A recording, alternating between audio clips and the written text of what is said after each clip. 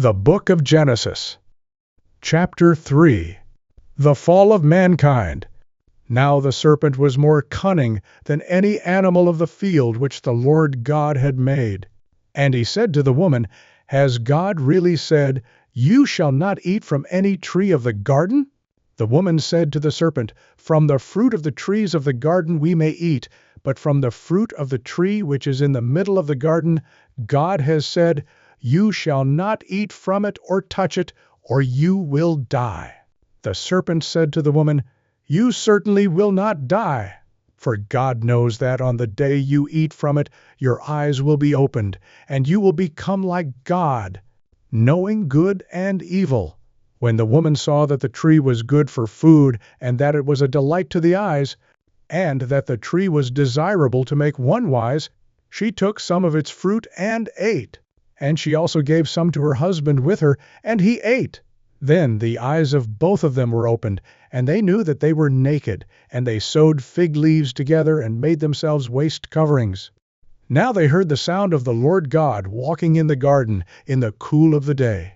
And the man and his wife hid themselves from the presence of the Lord God among the trees of the garden. Then the Lord God called to the man and said to him, Where are you? He said, I heard the sound of you in the garden, and I was afraid because I was naked, so I hid myself. And he said, Who told you that you were naked? Have you eaten from the tree from which I commanded you not to eat? The man said, The woman whom you gave to be with me, she gave me some of the fruit of the tree, and I ate. Then the Lord God said to the woman, What is this that you have done? And the woman said, The serpent deceived me, and I ate. Then the Lord God said to the serpent, Because you have done this, cursed are you more than all the livestock, and more than any animal of the field. On your belly you shall go, and dust you shall eat all the days of your life. And I will make enemies of you and the woman, and of your offspring and her descendant. He shall bruise you on the head, and you shall bruise him on the heel. To the woman he said, I will greatly multiply your pain in childbirth. In pain you shall deliver children. Yet your desire will be for your husband, and he shall rule over you. Then to Adam he said, Because you have listened to the voice of your wife, and have eaten from the tree about which I commanded you, saying, You shall not eat from it. Cursed is the ground because of you. With hard labor you shall eat from it all the days of your life. Both thorns and thistles it shall grow for you. Yet you shall eat the plants of the field.